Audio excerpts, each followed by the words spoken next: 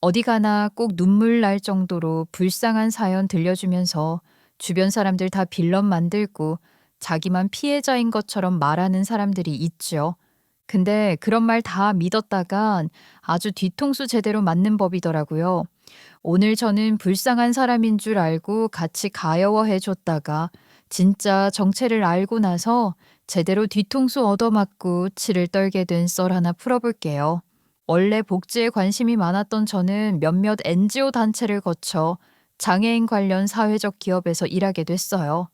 회사 규모는 크지 않았지만 장애인 직원들을 직접 고용해서 제품을 만들고 동시에 장애인 당사자와 가족들을 위한 서비스도 병행하는 곳이었고 장애인들의 복지를 위해 힘쓰는 곳이었죠.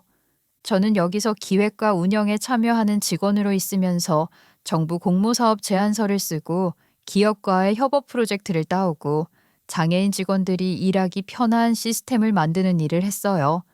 처음에는 세상을 조금이라도 더 나은 곳으로 바꾸는 일을 하고 싶었고 그런 포부로 시작했어요. 그런데 일을 하면 할수록 이 분야가 얼마나 구조적으로 불공평한지 매일 체감하게 되더라고요. 몇 년 전 저희 회사에서는 큰 지자체와 손잡고 장애인 고용 확대 모델을 만드는 시범 사업을 진행한 적이 있었어요. 장애인 근로자들이 만들 수 있는 제품과 서비스를 실제 공공기관에 납품하고 그 과정에서 장애인들에게 안정적인 일자리를 제공하는 프로젝트였죠. 저희는 그 사업을 준비하면서 처음부터 끝까지 이게 잘 되면 한국의 표준 모델이 될 수도 있다는 기대를 품고 있었고, 저희 팀은 정말 밤낮 없이 준비했고, 장애인 직원들도 자신감을 갖고 일하면서 정말 열심히 일했어요. 선배, 우리 이번에만큼은 정말 제대로 하나 만드는 거죠? 보여줘야죠. 장애인 고용이 시혜가 아니라 진짜 사업이 될 수 있다는 거. 그러니까 이번엔 진짜 물러설 수가 없어. 우리 잘하면 이 모델 전국으로 확산될 수도 있어. 그러면 저 사람들도 함부로 못할 거야. 우리 한번 잘해보자. 그렇게 한동안은 정말 모든 게 잘 굴러가는 것처럼 보였어요. 납품기일은 정확했고 품질 불량률은 기존 납품 업체들보다 훨씬 더 낮았고요. 그런데 사업이 잘 굴러가기 시작하자 갑자기 중간에 끼어든 큰 민간 기업이 효율성을 이유로 납품 구조를 통째로 가져가 버린 거예요. 우리 씨랑 오래 거래온 업체인데 앞으로 이 사업 구조를 같이 논의해 보려고요. 모델 자체는 굉장히 좋더라고요. 그래서 저희가 조금 더 효율적인 방식으로 시스템을 재정비해 보면 어떨까 해서요. 효율적인 방식이라뇨? 아무래도 장애인 직원분들이 직접 생산에 참여하시면 속도나 물류 대응이 느려질 수밖에 없잖아요. 저희가 중간 유통과 생산을 맡고 여기 사회적 기업 쪽은 교육이나 캠페인 같은 이미지 쪽으로 역할을 바꾸는 게 어떨까 해서요. 다들 윈윈 아닌가요? 윈윈이라뇨. 저희가 지금까지 직접 생산해 오면서 수치로 증명한 부분들이 있어요. 단순히 이미지 차원이 아니라 실제 고용 안전, 경제적 자리까지 연결되는 구조인데 생산과 고용이 분리되면 이 모델의 의미가 퇴색되지 않겠어요? 저희로선 예산과 행정상 효율성이 좋은 쪽 손을 들어줄 수밖에 없어요. 우리 입장에서도 어쩔 수 없는 부분이 있어요. 기존 시스템이랑도 맞춰야 하고요. 결국 저희가 개발한 모델은 이름만 바뀐 채 대기업 산하 자회사가 가져갔고 장애인 당사자들이 안정적으로 일할 수 있는 자리는 크게 줄어들었어요. 저희 회사 장애인 직원들 중에서도 해당 프로젝트로 합류했던 직원들은 결국 설 자리를 잃게 됐죠. 처음에 공무원들이 뭐라고 했는지 기억나요?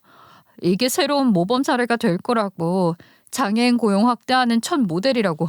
근데 어떻게 이럴 수가 있어요? 그러게 말이다. 근데 우리 힘만으로는 안 되는 일도 있잖아. 구조가 이렇게 생겨먹었으니. 그러니까요. 전 그게 너무 화가 나요. 그 구조를 저희가 바꿀 수 없다는 게. 그 일 말고도 억울하고 안타까운 일들은 비일비재했어요. 협업 논의를 하러 간 회의에서 상대 회사 임원이 노골적으로 이러는 경우도 있었죠. 장애인을 굳이 정규직으로 고용할 필요가 있나요? 그냥 보여주기용으로 한두 명만 쓰면 되잖아요. 홍보용 사진에도 나오고 보고서에도 쓸 수 있고. 저희는 보여주기용으로 사람을 고용하지 않아요. 장애인 당사자가 중심이 되는 구조를 만들고 싶어서 이 사업을 하는 거고요. 아, 예, 예. 뭐 이상론은 좋은데요. 현실적으로 비용이랑 효율을 봐야 하잖아요. 솔직히 장애인들 작업 속도가 느린 건 사실 아니에요.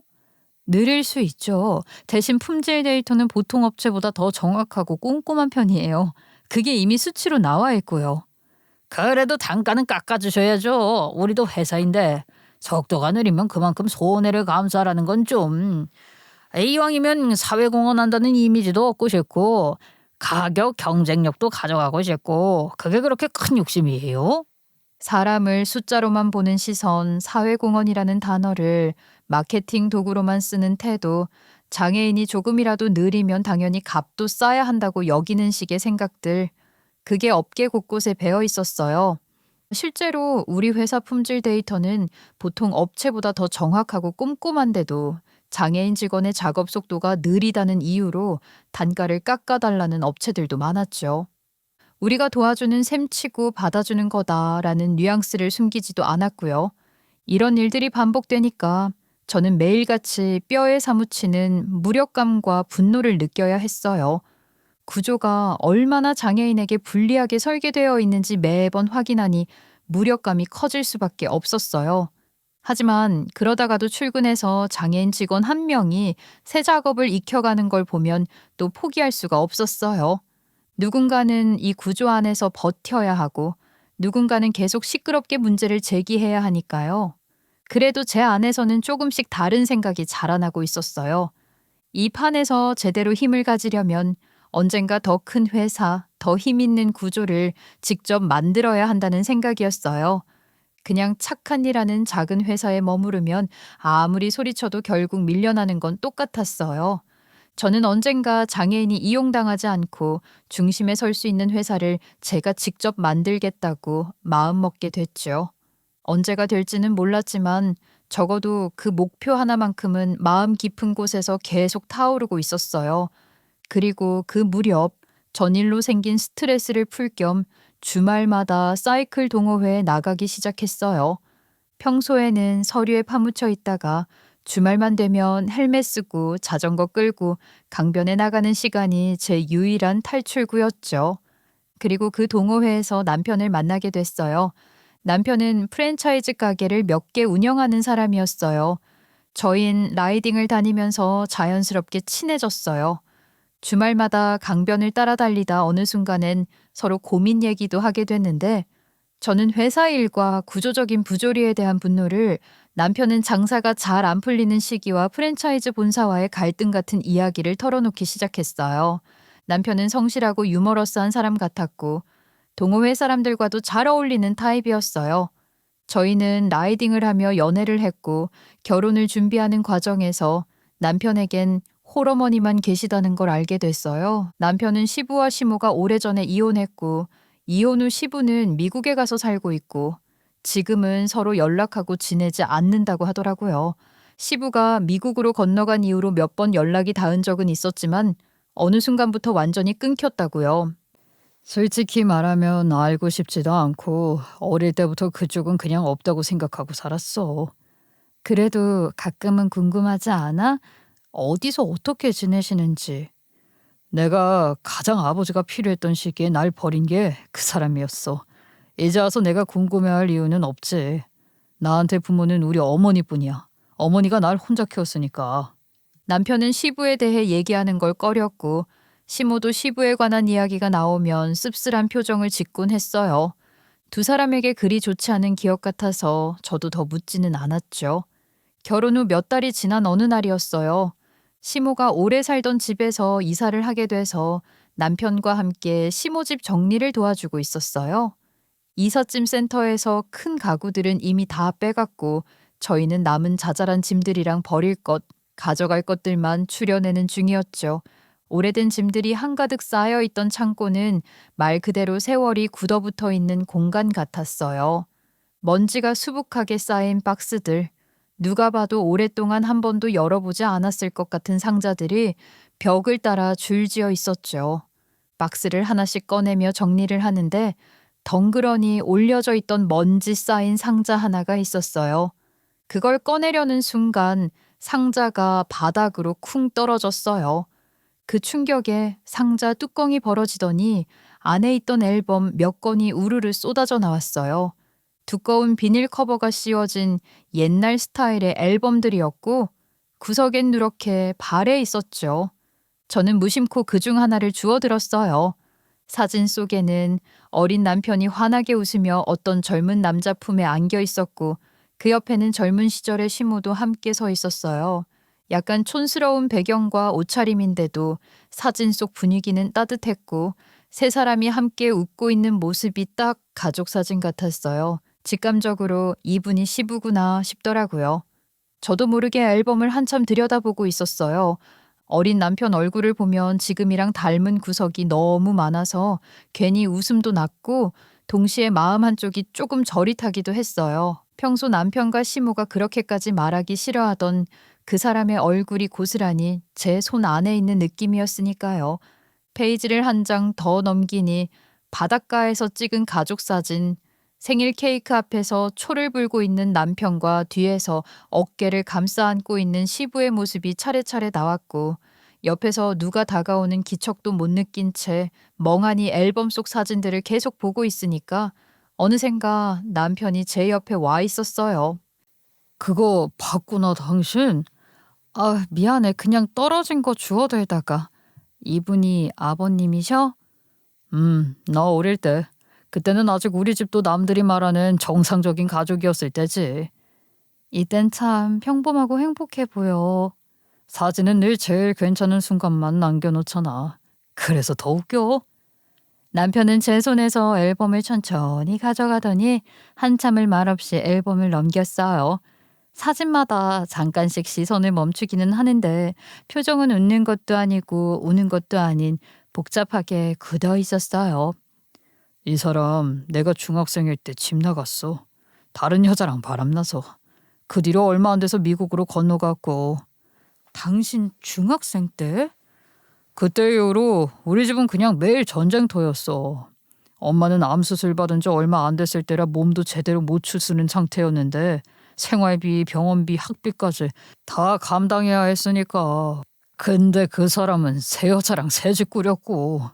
남편 말로는 시부는 얼마 지나지 않아 미국으로 건너가 새 가정을 꾸렸다고 했어요. 그 뒤로 남편과 시모의 삶은 전혀 다른 방향으로 흘러갔죠. 그러다 남편이 고등학생이 되고 대입을 앞두게 됐을 때 상황은 점점 더 벼랑 끝으로 몰렸나 봐요. 시모 치료비로 돈이 많이 들어 남편 등록금이 없었던 거죠. 그런데다 시모 암이 재발까지 한 겁니다. 결국 미국에 있는 아버지를 한번 찾아가 보기로 했지. 솔직히 죽어도 그런 생각은 하기 싫었거든. 근데 방법이 그거밖에 없더라. 메시지를 몇 번이나 보냈는데 답이 없다가 나중에야 미국 번호 하나를 보내왔어. 여기로 연락하라고. 그래도 무시하진 않았네. 그때는 나도 그걸 희망이라고 착각했지. 이제 와서 생각하면 그냥 귀찮아서 한 번에 정리하고 싶었던 거였겠지. 어렵사리 연락처를 수소문해 남편은 결국 혼자 미국까지 날아갔대요. 겨우 마련한 표를 끊어 타고 가는 비행기 안에서 내내 긴장과 희망이 뒤섞인 상태였대요. 그래도 내 아버지인데 최소한 등록금 정도는 도와주지 않을까? 하는 마음과 혹시나 완전히 쫓겨나면 어쩌지? 하는 불안이 계속 오르락 내리락 했다고. 미국에 도착해 주소를 따라 찾아간 집은 생각보다 훨씬 컸다고 했어요. 넓은 마당에 잔디가 깔려있고 차고에는 중고차라고는 해도 차가 2대나 서 있는 그런 큰 집이었죠. 현관 앞에 서 있는데 그냥 문만 열어도 눈물이 날 것 같은 거야. 그런 사람도 아버지라고. 근데 문 열리고 나서 그 기대가 얼마나 멍청한 거였는지 바로 알았어. 겨우 인사를 하고 한국에서 왔다고, 시모 병원비 때문에 도움을 요청하러 왔다고 말했을 때 시부의 반응은 차가웠대요. 다른 건 아무것도 안 바랐어. 그냥 어머니 치료만 좀 도와달라고 했어. 나머지는 내가 다 알아서 할 테니까 그것만 좀 도와달라고. 그게 그렇게 큰 부탁인가 싶었는데. 아버지가 뭐라고 했어? 처음엔 그냥 멍하니 쳐다보다가 갑자기 표정이 싹 바뀌더니 이러더라.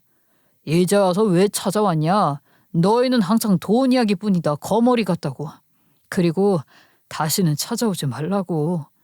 설마 나랑 엄마를 거머리 취급하더라. 나는 여기서 새 가정을 꾸리고 살아가고 있는데 옛날 가족이 나타나서 돈 타령만 한다는 식으로. 시부는 남편에게 단호하게 말했대요. 이 집에 다시는 찾아오지 말라고, 미국까지 찾아온 것 자체가 부담스럽다고, 자기 인생을 더 이상 망치지 말라고. 남편은 어안이 벙벙한 상태로 그 말을 그대로 들어야 했고, 결국 대화는 길게 이어지지도 못한 채 쫓겨나다시피 집 밖으로 나온 거예요. 그렇게 남편은 혼자 공항으로 돌아와야 했다고 했어요. 고작 스물이었던 그 마음이 어땠을지. 남편 이야기를 한참 듣다 보니 왜 남편과 시모가 시부에 관해 이야기하기를 그렇게 꺼려 하는지, 왜 시부 이야기만 나오면 늘 공기가 묵직하게 가라앉는지 대충 알 것 같았어요. 그래서 저는 그날 이후로는 더는 시부에 대해 묻지 않기로 했어요. 이미 오래전 상처 위를 굳이 다시 헤집을 이유는 없었죠. 그렇게 시간이 흘러 결혼 후 3년쯤 됐을 무렵이었어요. 당시 남편이 운영하던 프랜차이즈 가게가 두 곳이었거든요. 하나는 치킨집, 하나는 빵집.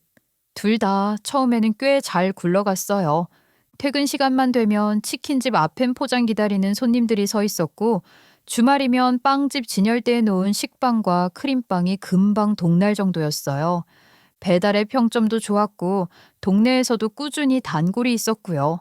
대단히 큰 돈을 버는 정도는 아니어도 생활비와 아이들 양육비 적금까지 넣을 수 있을 만큼은 됐어요. 그런데 어느 날 치킨 프랜차이즈 본사에서 터진 사건 하나가 전국 뉴스 헤드라인을 장식한 거예요. 본사 대표가 심각한 위법 행위와 도덕성 문제로 고발되면서 언론에 연일 보도가 되기 시작했죠. 그러면서 국민 정서 자체가 완전히 돌아서기 시작했어요. 곧장 불매운동으로 이어졌죠. 그런데 엎친 데 덮친 격이라고, 이게 끝이 아니었어요. 이 무슨 날벼락인지 빵집 프랜차이즈까지 안 좋은 사건이 터진 거예요. 큰 사고가 터지면서 해당 프랜차이즈의 이미지가 순식간에 나락으로 떨어졌어요.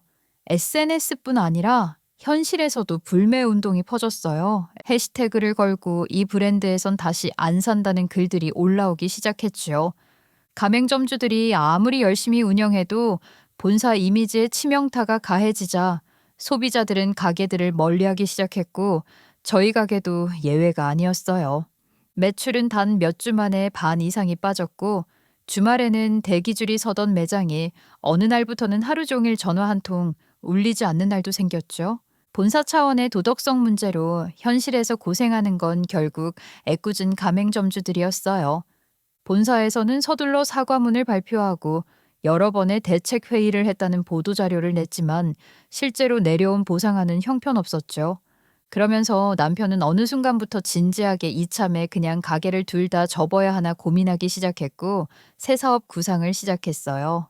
장부를 들여다보며 한숨만 쉬던 사람이 어느 날부터 다시 노트를 꺼내 뭔가를 끄적이기 시작하더니 그때부터 눈빛이 다시 반짝이기 시작했죠. 그러다 어느 날 남편이 저를 불렀어요. 실은 나 오래전부터 꿈꿨던 사업 모델이 있거든. 치킨집이니 빵집이니 하는 지루하고 뻔한 것만 계속하기엔 젊은 시절이 아깝잖아. 당신이 해보고 싶은 게 뭔데? 어릴 때부터 꿈꿔온 건데 나만의 오락 엔터테인먼트 공간, 그런 걸 만드는 걸 이번 기회에 한번 진지하게 고민해 보려고. 오래전부터 커다란 복합 오락 공간 같은 걸 만들고 싶었다는 남편은 온갖 게임들과 보드게임, VR 체험, 간단한 음식, 맥주까지 곁들인 어른들의 놀이터를 만들고 싶다고 했어요. 회사에서 스트레스 받고 퇴근한 사람들이, 혹은 주말에 아이 맡기고 잠깐 숨 돌리러 나온 부부들이 편하게 와서 놀 수 있는 공간. 남편 표현대로라면 어른 버전의 키즈 카페였죠. 이상하지. 애들 놀이터는 많은데 어른들 놀이터는 없잖아. 다 술집 아니면 카페야. 근데 사람도 놀고 싶을 땐 정말 진짜로 놀고 싶은 거라고. 몸도 쓰고 머리도 쓰고 게임도 하고 그러면서 술도 조금 마시고. 재밌긴 하다. 보드게임 카페랑 PC방이랑 스크린 골프장이랑 다 섞어놓은 느낌이네. 맞아. 거기에 요즘 유행하는 VR 체험 같은 거 넣고 간단한 음식이랑 맥주도 팔고 그냥 회사 사람들도 단체로 와서 팀 빌딩 같은 거 할 수 있는 공간. 동호회 모임 같은 것도 하고. 나는 그런 어른들의 놀이터를 만들고 싶어. 어른 버전 키즈 카페 같은 거지. 아이디어는 좋긴 한데 프랜차이즈 없이 완전히 혼자 새 아이템을 시작하는 건 위험성이 크잖아. 그래도 지금처럼 남이 만든 브랜드에 내 인생을 얹어놓고 있다가 같이 폭탄 맞을 리도 없지. 나 이거 한번 진지하게 추진해 볼래. 프랜차이즈를 끼고 하면 안정성이 있지만 완전히 혼자 새 아이템을 시작하는 건 좀 위험성이 크잖아요. 그래서 솔직히 걱정이 먼저 올라왔어요. 그래도 남편이 워낙 열의에 차 있어서 그 반짝이는 눈을 보고 있자니 차마 하지 말라고는 못하겠더라고요. 저는 결국 걱정을 꾹 눌러놓고 응원하는 쪽을 선택할 수밖에 없었어요. 남편은 그날 이후로 진짜 본격적으로 그 사업을 알아보겠다며 관련 박람회도 찾아보고 상가도 둘러보러 다니기 시작했어요. 평일에는 기존 가게를 돌보면서도 틈만 나면 인터넷으로 해외 사례를 찾아보고 주말이면 직접 발품을 팔아 상권을 조사했어요. 남편이 그렇게 사업 준비에 열심인 한편 저는 회사에서 뜻밖의 좋은 기회를 맡게 됐어요. 저희 회사가 장애인 고용과 관련된 프로젝트를 꾸준히 잘 수행해온 덕분에 해외에서 열리는 포용적 일자리 관련 컨퍼런스에 한국 대표 중 하나로 초청을 받은 거예요. 여러 나라에서 장애인 고용 사례를 발표하고 각국의 사회적 기업, 투자자, 재단 관계자들이 모이는 자리였는데 회사에서는 이 기회에 해외 파트너를 찾을 수 있으면 좋겠다며 저에게 발표와 네트워킹을 부탁했어요. 우리 회사에서 제일 현장 잘 알고 제일 많이 뛰어다닌 사람이 윤영 씨잖아. 공모사업 제안서도 제일 많이 써봤고 장애인 직원들 시스템도 윤영 씨가 제일 잘하니까 한번 해봐. 근데 영어 발표라면서요. 괜찮을까요? 원고 미리 준비하면 되지 뭐. 필요하면 통역도 붙여줄 거고 중요한 건 우리가 이 분야에서 어떤 일을 해왔는지 그리고 어떤 구조적인 문제를 겪었는지 있는 그대로 보여주는 거야. 발표 당일 저는 저희 회사가 작은 예산 속에서도 장애인 직원들의 장점을 살려 일자리를 만든 사례, 그리고 대기업에게 구조적으로 밀려나며 겪은 부당함까지 모두 발표했어요. 우리는 피해자입니다. 라고 우는 대신 이런 일이 반복되지 않게 하기 위해 여기 있는 사람들과 어떤 연대를 만들고 싶은지를 이야기했죠. 발표를 마치고 내려왔을 때 여러 나라에서 온 사람들이 제게 다가와 명함을 건넸어요. 여러 업체에서 관심을 보였고 한 재단에서는 파일럿 프로젝트를 위한 소규모 펀딩을 제안했고 자사의 장애인 교육 프로그램과 저희 회사의 고용 모델을 연결해보자는 쪽도 있었죠. 저도 회사에서 나름 성과를 올리고 남편도 남편대로 사업 준비에 한창이던 어느 날이었어요. 낮에는 저는 해외 파트너들과 줌 미팅을 하느라 바쁘고 남편은 남편대로 상가를 보러 다니고 VR 장비 견적을 알아보느라 정신이 없었죠. 그날도 평소처럼 애들 재워놓고 거실에 나와 각자 노트북을 펼쳐놓고 일을 하고 있었는데 남편 휴대폰 벨이 울렸어요. 이 시간에 누구지? 모르는 번호야? 해외 번호 같은데. 남편은 별 생각 없이 통화 버튼을 눌렀는데 전화를 받는 순간 얼굴 표정이 딱 굳어버렸어요. 미국이요? 변호사? 네? 남편은 저를 힐끗 한번 쳐다보더니 급하게 자리에서 일어나 방으로 들어가 문을 닫고 통화를 이어갔어요. 통화를 마친 남편은 얼굴이 하얗게 질린 상태로 나와 털썩 앉았어요. 무슨 일이야? 얼굴이 왜 그래? 미국에서 변호사라는 사람이 연락을 했어. 변호사? 아버지란 사람이 얼마 전에 세상을 떠났대. 상속 문제로 나한테 연락을 한 거라네. 내일 한국에 있는 대리인이라는 변호사가 집에 찾아오겠대. 정확한 얘기는 그때 하자고. 그날 밤 남편은 늦게까지 잠을 이루지 못했고 다음 날 약속한 시간에 맞춰 변호사가 찾아왔어요. 우선 고인의 기본적인 재산 목록과 유언장 내용을 간단히 설명드리겠습니다. 고인은 미국 현지에서 사업을 하면서 몇 가지 자산을 운영해 왔고 그중 일부는 현금화된 상태로 정리가 되었습니다. 또 일부는 아직 매각 중에 있고요. 지금 당장 확정된 부분만 기준으로 말씀드리면 상속인인 선생님 몫으로 배정된 금액이 대략 20억가량 됩니다. 20억이요? 그 사람이 그런 돈을 내 앞으로 남겨놨다고요? 생각보다 큰 액수에 남편은 놀랐고 변호사는 시부가 미국에서 어떻게 살았는지, 어떤 사업을 했는지, 현재 정리 중인 자산은 어떤 형태인지 등을 조목조목 설명했어요. 그리고 유언장 일부를 읽어 내려갔죠. 그 후 서류에 사인해야 할 부분, 한국에서 처리해야 할 세금 신고, 계좌 개설 절차 같은 실무적인 이야기들이 이어졌어요. 그날 이후 며칠 동안 남편은 바삐 나돌아다니기 시작했어요. 요즘 어디 그렇게 자주 나가? 얼굴 보기가 힘드네. 뭐 그냥 이것저것 알아볼 것도 있고 해서. 혼자 어디를 돌아다니고 누군가와 계속 메시지를 주고받던 남편은 어느 날부턴가 태도가 달라지더니 어느 날 저를 불러 앉혀놓고 빙글빙글 웃음을 지으며 서류 한 장을 내밀었어요. 우리 얘기 좀 할까? 응? 무슨 얘기? 이거 한번 봐봐. 이혼 서류였어요. 남편 이름이 적힌 부분에는 이미 서명이 되어 있었고 저만 도장을 찍으면 바로 접수할 수 있는 상태였죠. 우리 이혼하자. 솔직히 너 같으면 이 돈 나눠 쓰겠냐?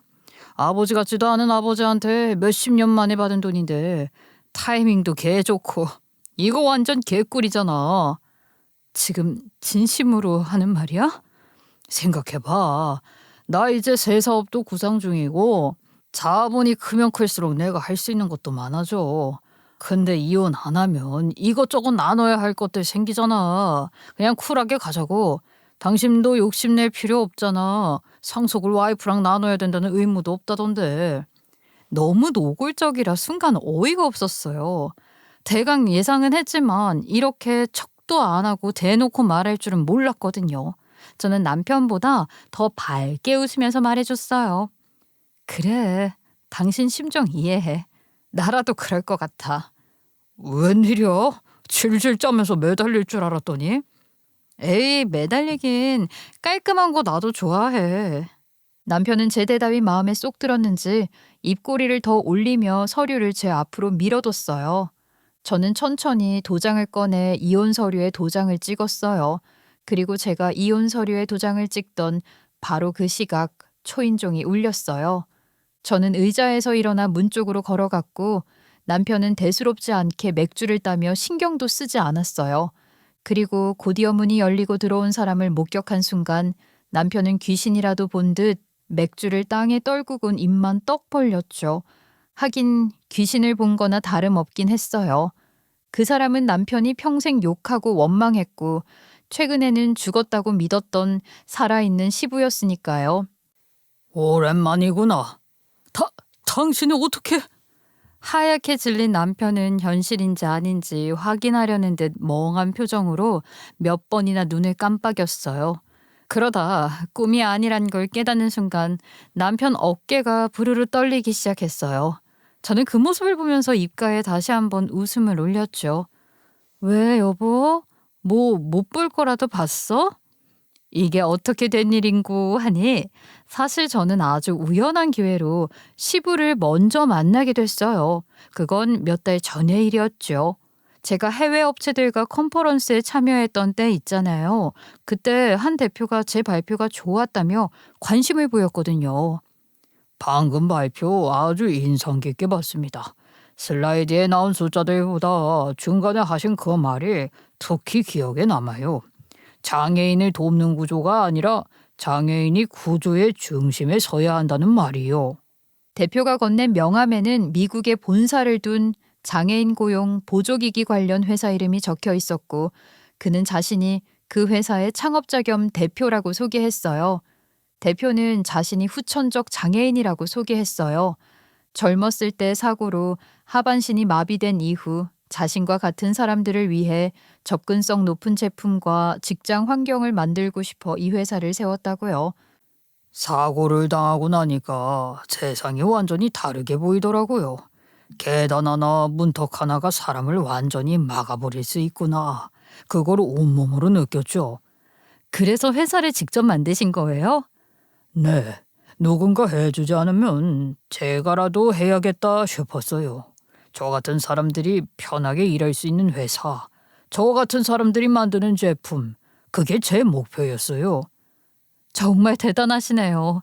저희는 아직 작은 사회적 기업이라 맨날 구조랑 예산 싸움만 하고 있는데 이렇게 큰 규모로 해내고 계신 분을 직접 보니까 좀 부끄럽기도 하고 자극도 많이 돼요.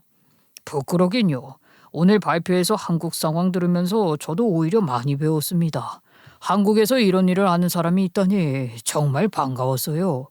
대표는 아시아 쪽 파트너를 찾고 있다며 곧 다시 미팅을 잡아 얘기를 나누고 싶다고 했죠.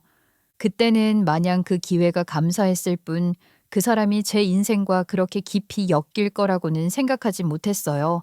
그 사람이 시부일 거라고는 더더욱 정말 꿈에도 상상도 못했죠. 사진에서 한번 시부를 본 게 다인데다 그게 이미 30년이 다 돼가는 예전 사진이니까요. 시부는 저를 본 적이 없으니 당연히 몰랐고요. 저는 그냥 장애인 관련 비즈니스로 성공한 대단한 사람 정도로만 여겼고 우리 회사와 협력할 수 있다면 좋겠다는 실무적인 생각만 했어요. 컨퍼런스가 끝난 뒤에도 저희는 몇 번 이메일을 주고받았고 화상회의도 했어요. 시부는 제게 사업 구조를 묻기도 하고 제가 가진 아이디어를 진지하게 들어주기도 했어요. 그러다 시부가 한국에 와서 저희 회사로 직접 방문하는 날이 잡혔어요. 규모는 작을지 몰라도 느낌이 아주 좋네요. 저희 예산이 워낙 작아서 늘 빠듯하긴 한데 그래도 다들 진심이에요. 이렇게 이야기를 나누고 있는데 마침 그날 남편이 잠시 회사로 저를 찾아왔었거든요. 서류 하나를 전해줄 게 있다고 점심시간에 잠깐 들른 거였어요. 대표, 그러니까 시부에게 잠시 양해를 구하고 남편에게 서류를 건네받고 돌아왔는데 시부가 깜짝 놀라 저한테 묻는 거예요. 방금 그 사람 혹시 누군가요? 네? 아, 제 남편이에요. 서류 전해줄 게 있다고 잠깐 온 건데 왜 그러시죠? 누굴 좀 닮아서요. 제가 아는 누군가와요. 그러셨어요? 좀 흔한 얼굴이라 그런가? 혹시 남편분 이름이 권상현입니까? 어머, 맞아요. 어떻게 그걸 아세요? 제가 대답하는 순간 제 머릿속에서 퍼즐이 한 번에 맞춰지듯 쾅 하는 느낌이 들었어요. 남편이 얘기했던 시부 이야기를 떠올렸고 예전에 앨범 속에서 봤던 사진이 머릿속으로 떠올랐어요. 지금 제 앞에 있는 중년의 남자 얼굴과 그 사진 속 젊은 남자의 얼굴이 겹쳐지기 시작했어요. 30년이라는 세월이 그 얼굴에 주름과 흰머리를 얹었을 뿐 눈매와 입꼬리 웃을 때 생기는 주름의 방향은 똑같았죠. 잠깐만요. 그럼 혹시... 예, 제가 아비 되는 사람입니다.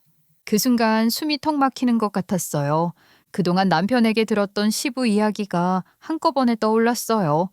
중학교 때 다른 여자와 바람이 나서 집을 나갔고 미국으로 건너가 새 가정을 꾸렸다가 등록금 한 번 안 도와주고 남편과 시모를 문전박대했다는 그 사람. 하지만 몇 달 동안 제가 지켜본 그 대표의 모습, 장애인 고용과 접근성에 대해 진심으로 이야기하던 눈빛, 제 발표를 들으며 장애인이 구조의 중심이 되어야 한다는 말에 크게 공감하던 태도를 떠올리면 전혀 그럴 사람처럼 보이지가 않았거든요. 머릿속이 완전히 뒤엉켰죠. 회의가 끝난 뒤 저는 시부와 따로 이야기를 나누기로 했어요. 저는 사실 조금 혼란스러워요. 제가 남편에게 들었던 얘기랑 대표님, 아니 아버님이 지금까지 보여준 모습이 너무 달라서요. 시부는 천천히 자신의 이야기를 들려주기 시작했고 저는 남편 관점이 아닌 시부 관점에서 다시 이야기를 듣게 됐죠. 시부 말에 따르면 시부는 남편이 중학교 입학하던 해에 사고를 당했고 그때 후천적 장애인이 됐다고 했어요. 공사 현장 쪽 일을 하다 큰 사고를 당해 하반신이 마비됐고 그 후로 시모와 점점 사이가 틀어지기 시작했다고 하더군요. 몸이 망가지니까 내가 할 수 있는 일이 너무 줄어들었어요. 돈을 벌 수도 없고 밖에 나갈 수도 없고 집안에 앉아 있으면서 나 자신이 짐이라고 느껴졌죠. 그 사람도 힘들었을 거예요.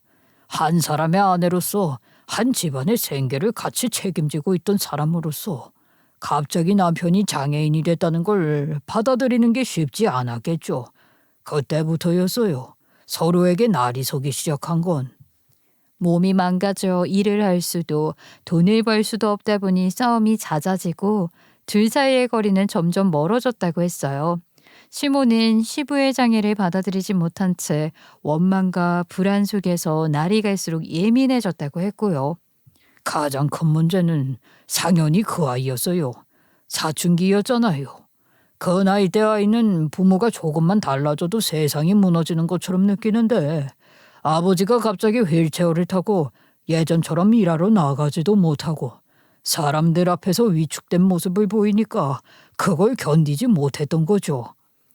사춘기이던 남편은 시부를 아예 모르는 사람인 척 외면하더니 점점 집에도 잘 들어오지 않고 동네에서 말썽 부리는 아이들과 어울려 다니며 시부에게 막말을 퍼붓는 일도 잦아졌나 봐요.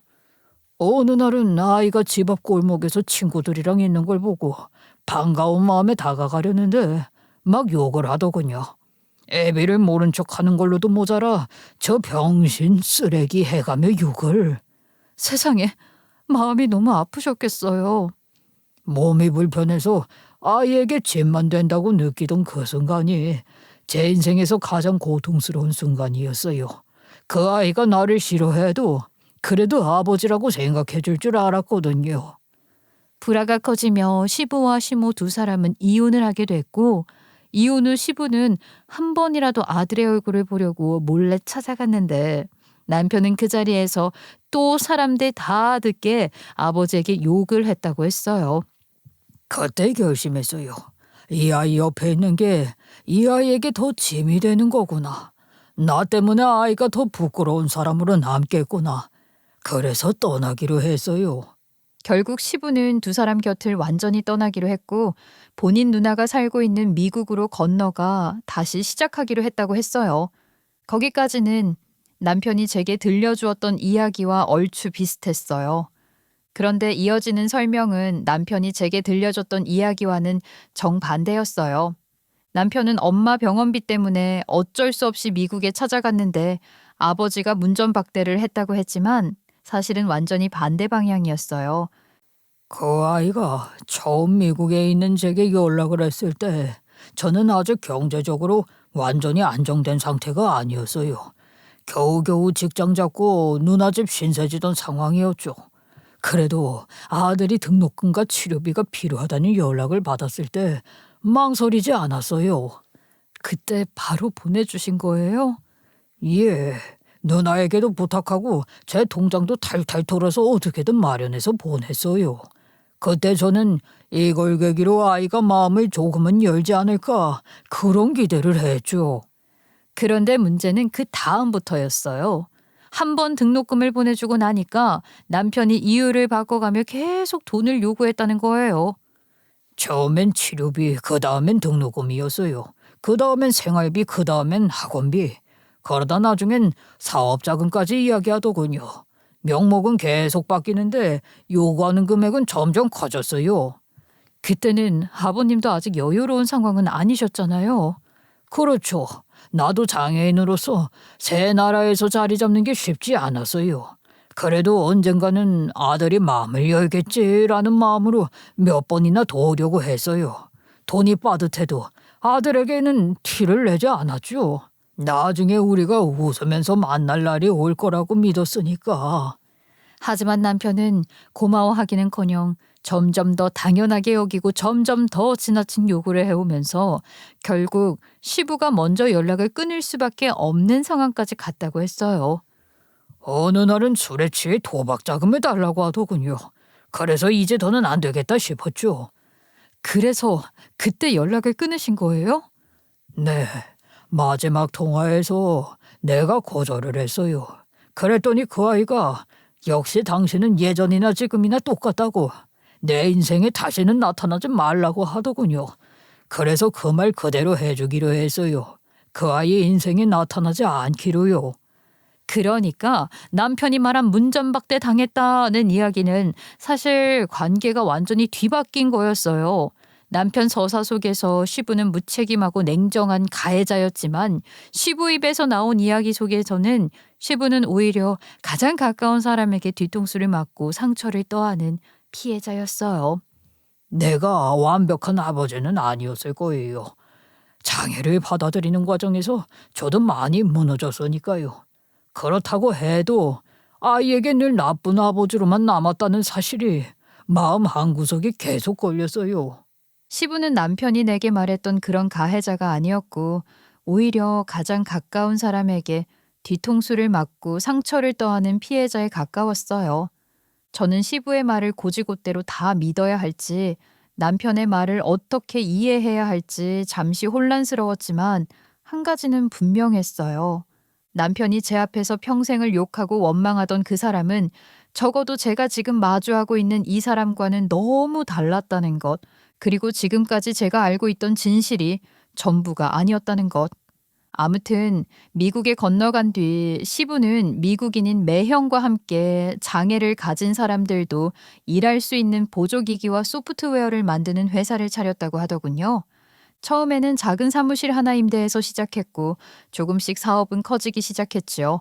초반엔 지역병원 몇 군데와만 계약을 맺는 작은 회사였지만 점점 병원, 재활센터, 공공기관과 손잡고 성장했고 지금은 미국 여러 주에서 쓰이는 시스템을 만드는 중견급 기업으로 커졌던 거예요.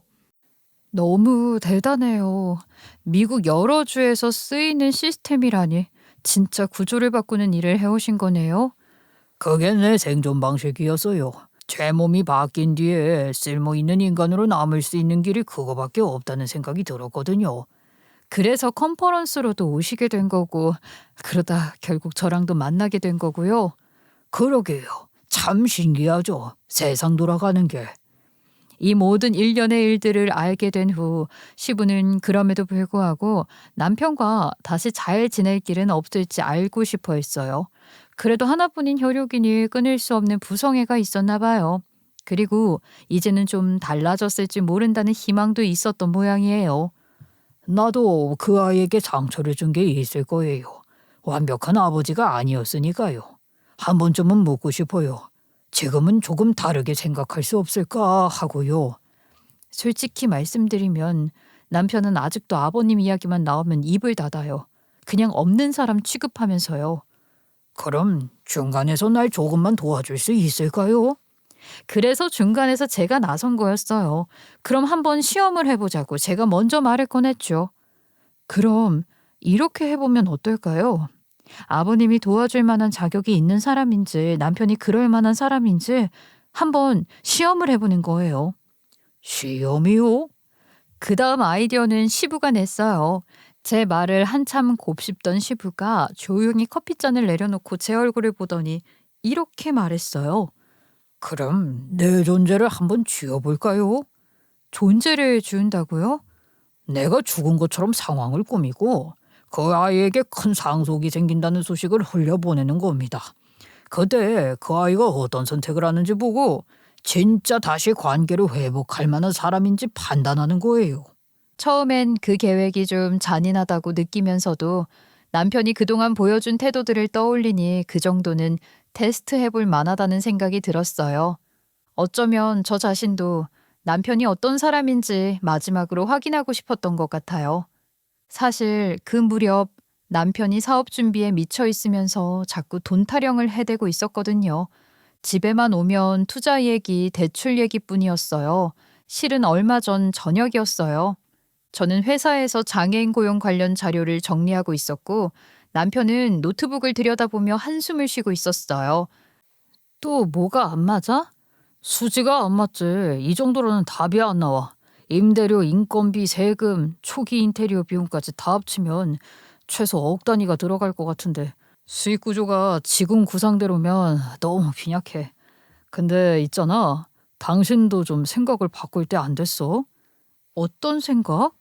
당신도 그런 돈 안 되는 일 집어치우고 좀 제대로 된 일 좀 해볼 생각 없어? 솔직히 장애인 사회적 기업 이런 거 말은 좋은데 돈은 안 되잖아. 당신 능력으로 대기업 가도 연봉 많이 받을 수 있을 것 같은데 왜 굳이 여기서 이러고 있어? 나는 내가 하는 일이 좋아. 돈만 보고 선택한 건 아니고. 당신 머리도 좋잖아. 영어도 잘하고 프레젠테이션도 잘하고 그런 능력 갖고 왜 썩히는지 아무짝에도 쓸모없는 일에 소진하는지 이해가 안 돼. 우리도 이제 현실 좀 보자. 새 사업을 준비하며 남편은 돈에 안달이 나 있었어요. 상태는 점점 심각해져 갔죠. 그러니 시부의 계획에 저도 선뜻 동참하겠다는 마음이 생긴 거예요. 그런 큰 돈을 상속받는다면 남편이 과연 어떻게 나올지 저도 궁금하더라고요.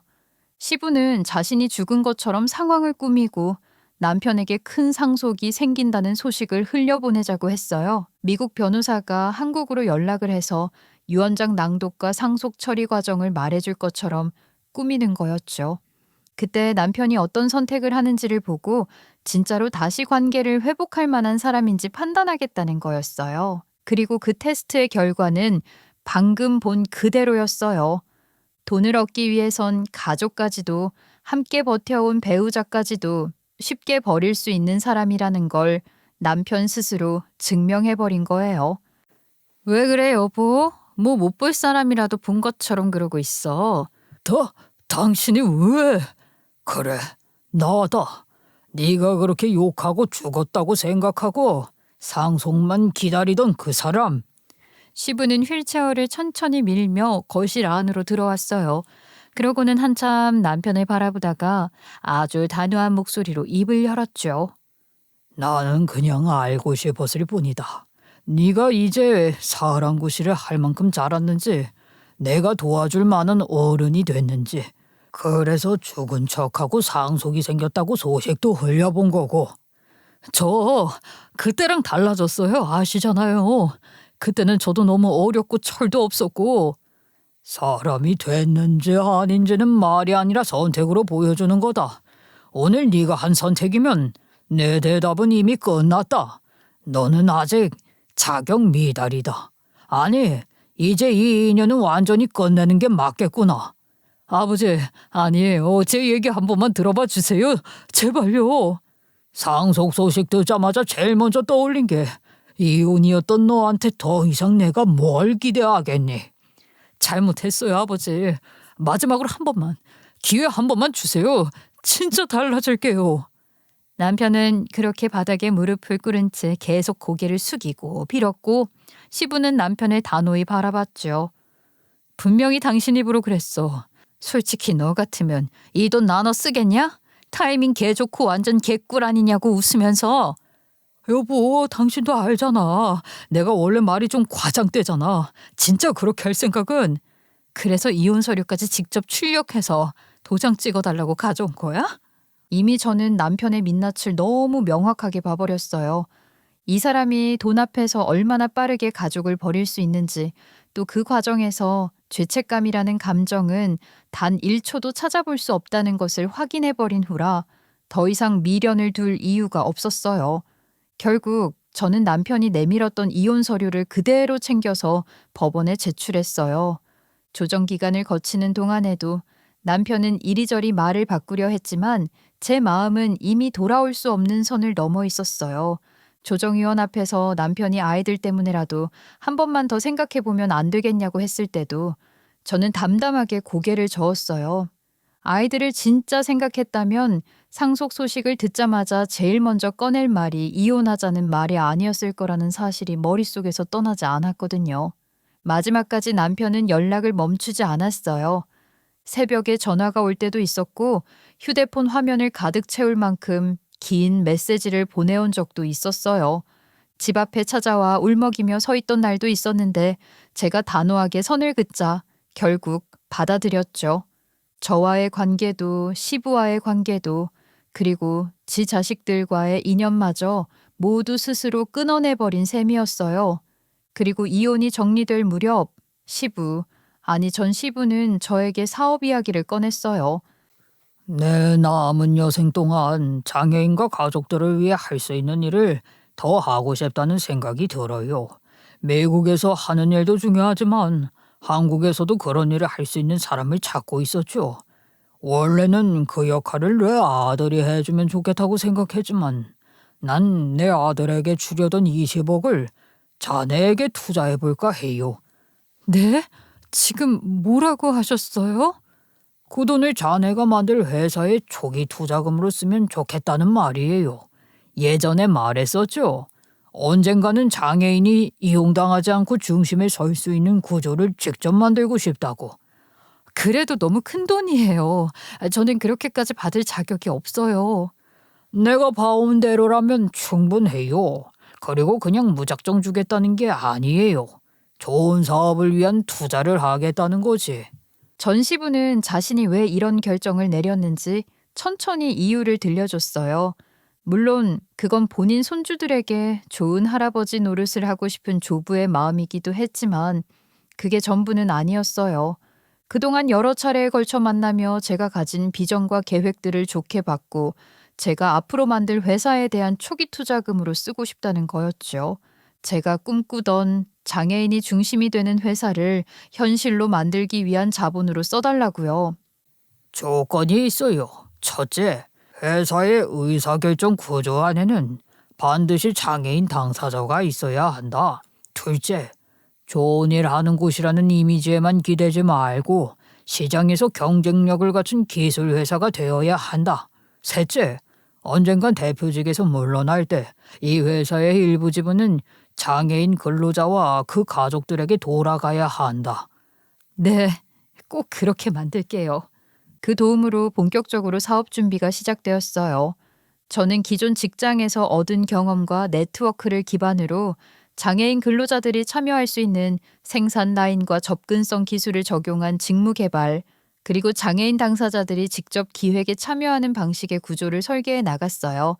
전시부는 미국에서 이미 운영 중인 회사의 기술과 시스템을 모두 제공해 주셨어요.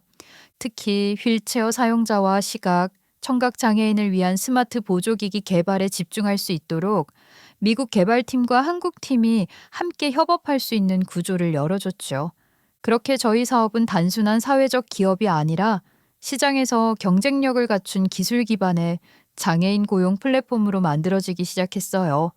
재활센터와 공공기관이 함께 사용할 수 있는 프로그램과 보조기기, 그리고 장애인 근로자들이 독립적으로 업무를 수행할 수 있는 소프트웨어 시스템 등을 하나씩 구축하면서 사업 기반이 점점 더 탄탄해져 갔죠. 결과적으로 전시부의 투자는 돈 이상의 의미였어요. 그건 제가 그동안 꿈만 꾸던 구조적 변화를 현실에 옮길 수 있는 힘이 되어줬죠. 그렇게 저는 지금 장애인 관련 사회적 기업의 창업자가 되었어요.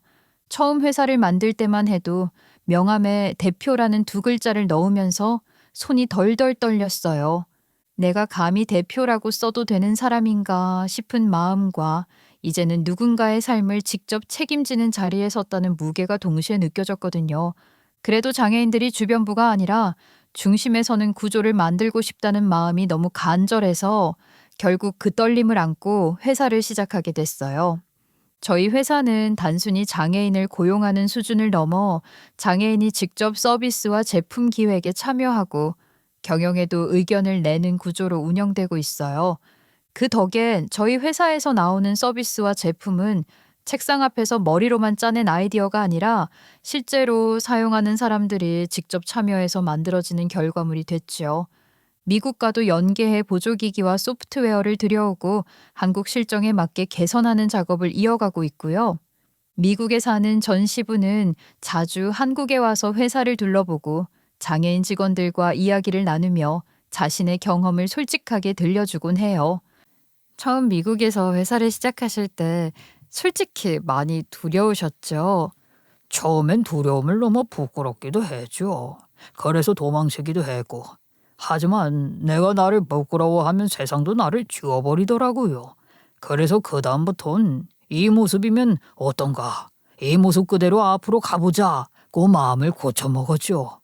한때는 자신의 장애를 부끄러워했고 도망치기도 했지만 다시 떳떳이 일어섰고 마침내 누구보다 당당하게 또 멋지게 자신의 삶을 일궈낸 전시부의 모습은 많은 장애인들에게도 큰 힘이 되고 또 귀감이 되곤 해요. 또 저 역시 그런 전시부의 모습을 볼 때마다 사람은 나이가 들어서도 또 큰 역경과 시련을 겪고도 계속 성장할 수 있다는 생각을 하게 되곤 하죠. 이제 제게 전시부는 가장 좋은 멘토이자 동료예요. 투자자로서 숫자를 체크할 때는 냉정하게 질문을 던지면서도 막상 장애인 직원들이 힘들어할 때는 누구보다 따뜻한 눈빛으로 옆에 앉아 있어 주는 사람, 저에게는 대표로서 해야 할 결정을 밀어붙일 용기를 주고 한편으로는 제가 너무 앞만 보고 달리지 않도록 속도를 조절해주는 브레이크 같은 역할도 해주는 분이거든요. 전 남편의 소식은 가끔 풍문으로 들려와요. 그놈의 오락 사업은 결국 실패로 돌아갔고 어른들의 놀이터를 만들겠다며 호언장담하던 계획은 간판만 몇 달 반짝였다가 어느새 폐업 신고로 끝났다고 하더군요. 상속을 받으면 다 해결될 거라 믿고 크게 일을 벌이는 바람에 빚은 그대로 남았고 아버지에게도 저에게도 외면받고는 여기저기 채무만 남기고 쫓겨다니는 신세가 됐죠. 솔직히 전 남편으로 보면 통쾌하기만 한데 그래도 애들 아빠니 좀 마음이 쓰이는 건 어쩔 수 없더라고요. 아이들이 커가면서 언젠가는 아빠에 대한 이야기를 더 깊이 물어볼 날이 올 거라는 걸 알기에 저는 그때를 대비해 제 나름의 답을 마음속에 준비해두고 있어요. 너희 아빠는 나쁜 사람이라고 단정 짓기보다는 어른도 실수할 수 있고 그 실수에 책임을 지는 과정에서 멀어질 수밖에 없었던 관계라고 설명해주고 싶어요. 전 남편이 그랬듯 제 아버지를 원망만 하는 아이들로 자라게 할 수는 없으니까요. 사람은 정말 한쪽 얘기만으로는 알 수 없는 것 같아요. 입으로는 평생 피해자라고 말하던 사람도 알고 보면 누군가에겐 가해자일 수 있고 조용히 자기 자리 지키던 사람이 오히려 진짜 어른일 수도 있으니까요. 세상 사라는 게 늘 한쪽 말만 들으면 절대 제대로 안 보이고 조금만 각도를 바꿔보면 전혀 다른 진실이 숨어 있는 경우가 많다는 걸 전 뼈저리게 배웠죠. 그러니 누가 더 서럽게 우느냐보다 난 그 사람이 어떤 말과 행동을 선택해 왔는지가 더 중요한 거더라고요. 겉으로는 약자인 척해도 실제로 남을 밟고 올라선 사람일 수도 있고 티 안 내고 묵묵히 있던 사람이 진짜 내 편일 수도 있으니까요. 여러분 인생에서는 말만 번지르르한 그런 속빈 강정들 말고 진짜 행동으로 증명해내는 진국들만 있길 바라며 지금까지 들어주셔서 감사합니다.